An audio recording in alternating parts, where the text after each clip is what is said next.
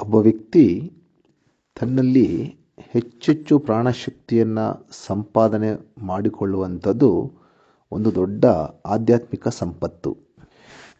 ಇಂಥ ಪ್ರಾಣಶಕ್ತಿಯನ್ನು ಏನು ವ್ಯಕ್ತಿ ಸಂಪಾದನೆ ಮಾಡಿರ್ತಾನೆ ಅವನು ಕೋಪ, ಸಿಟ್ಟು, ಕ್ರೋಧ ಇದನ್ನು ಮಾಡುತ್ತಾ ಇದ್ದರೆ ತನ್ನ ಪ್ರಾಣಶಕ್ತಿಯನ್ನು ಕುಗ್ಗಿಸ್ಕೊಂಡು ಹೋಗ್ತಾನೆ ಅಂತ ಹೇಳಿ ಶ್ರೀಕೃಷ್ಣ ಪರಮಾತ್ಮ ಗೀತೆಯಲ್ಲಿ ಹೇಳ್ತಾನೆ. ಎಷ್ಟೋ ಜನ ತಮ್ಮ ಜೀವನದಲ್ಲಿ ಜಪ, ತಪ, ಧ್ಯಾನ, ಯೋಗ, ಪ್ರಾಣಾಯಾಮ, ಭಜನೆ ಹೀಗೆ ಹಲವಾರು ರೀತಿಯ ಅನುಷ್ಠಾನಗಳನ್ನು ಮಾಡಿ ಒಂದು ರೀತಿಯ ಅದ್ಭುತವಾದಂಥ ಪ್ರಾಣಶಕ್ತಿಯನ್ನು ತಮ್ಮಲ್ಲಿ ಪಡ್ಕೊಂಡಿರ್ತಾರೆ. ಈ ಎಲೆಕ್ಟ್ರೋಮ್ಯಾಗ್ನೆಟಿಕ್ ಎನರ್ಜಿ ಏನಿದೆ ಇದನ್ನು ನಾವು ಕಾಪಾಡ್ಕೊಳ್ಬೇಕು.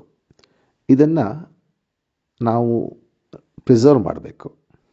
ಯಾವ ವ್ಯಕ್ತಿ ಕೋಪಕ್ಕೆ ಒಳಗಾಗ್ತಾನೆ, ಕ್ರೋಧಕ್ಕೆ ಒಳಗಾಗ್ತಾನೆ, ಹೆಚ್ಚೆಚ್ಚು ಸಿಟ್ಟು ಮಾಡ್ತಾನೆ, ಮದ್ಯಪಾನ ಮಾಡೋ ವ್ಯಕ್ತಿ ಇರ್ಬೋದು, ಮಾದಕ ವಸ್ತುಗಳನ್ನು ಸೇವನೆ ಮಾಡುವಂಥ ವ್ಯಕ್ತಿ ಇರ್ಬೋದು, ಅಸಾತ್ವಿಕ ಆಹಾರವನ್ನು ಸ್ವೀಕಾರ ಮಾಡುವಂಥ ವ್ಯಕ್ತಿ ಇರ್ಬೋದು, ನೆಗೆಟಿವ್ ಥಿಂಕಿಂಗ್ ಅನ್ನು ಮಾಡುವಂಥ ವ್ಯಕ್ತಿ ಇರ್ಬೋದು, ಇವರುಗಳಲ್ಲಿ ಪ್ರಾಣಶಕ್ತಿ ತನ್ನಷ್ಟಕ್ಕೆ ತಾನೇ ಕಡಿಮೆ ಆಗ್ತಾ ಹೋಗುತ್ತೆ.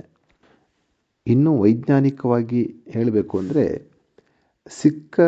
ಸಿಕ್ಕ ಕಡೆ ಆಹಾರ ಸ್ವೀಕಾರ ಮಾಡೋದು ಅಂದರೆ ಅಸಾತ್ವಿಕ ಆಹಾರವನ್ನು, ಈ ಹಸ್ತಲಾಘನ ಮಾಡುವುದು, ಈ ಹ್ಯಾಂಡ್ಶೇಕ್ ಮಾಡೋದು, ಥ್ಯಾಂಕ್ಸ್ ಕೊಡ್ತಾರೆ ನೋಡಿ ಅದನ್ನು, ಅಥವಾ ತಬ್ಕೊಂಡು ವಿಶ್ ಮಾಡೋದು, ಹಾಗೆ ಒಬ್ಬರನ್ನೊಬ್ಬರು ಮುಟ್ಟಿದರೆ ಈ ವೈಬ್ರೇಷನ್ಸ್ ಅದಕ್ಕೆ ತುಂಬ ವಿಚಾರಗಳಿದೆ, ಅದನ್ನು ಮುಂದಿನ ಕ್ಲಾಸಲ್ಲಿ ಹೇಳ್ತೀವಿ.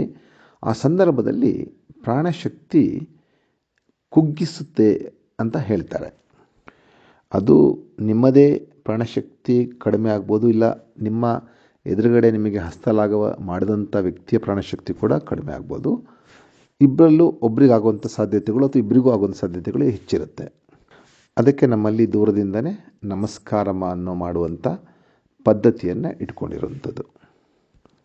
ನೀವುಗಳು ಇಡೀ ದಿನ ಅನುಷ್ಠಾನ ಮಾಡಿ ಗಳಿಸಿದಂಥ ಪ್ರಾಣಶಕ್ತಿಯನ್ನು ನೀವು ವ್ಯಯ ಮಾಡಬೇಕು, ಹಾಳು ಮಾಡ್ಕೋಬೇಕು ಅಂತಾದರೆ ಒಮ್ಮೆ ನೀವು ಜೋರಾಗಿ ಸಿಟ್ಟು ಮಾಡಿಕೊಂಡು ಕ್ರೋಧಕ್ಕೆ ಒಳಪಟ್ಟರೆ ನಿಮ್ಮ ದೇಹದಲ್ಲಿ ಒಂದು ಕೆಮಿಕಲ್ ರಿಯಾಕ್ಷನ್ಸ್ ಆಗುತ್ತೆ.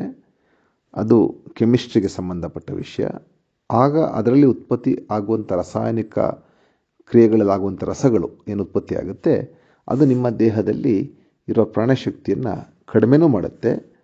ನೀವು ಪಾಸಿಟಿವ್ ಥಿಂಕಿಂಗ್ ಮಾಡಿದರೆ ಉತ್ಪತ್ತಿ ಆಗುವಂಥ ರಸಗಳಿಂದ ಅಂದರೆ ಒಂದು ರಾಸಾಯನಿಕ ಕ್ರಿಯೆ ನಡೆಯುತ್ತೆ, ಅದರಲ್ಲಿ ಪ್ರಾಣಶಕ್ತಿ ಹೆಚ್ಚು ಕೂಡ ಆಗುತ್ತೆ. ಎರಡೂ ಕೂಡ ನಿಮ್ಮ ಕೈಲೇ ಇರುವಂಥದ್ದು. It is an inbuilt mechanism.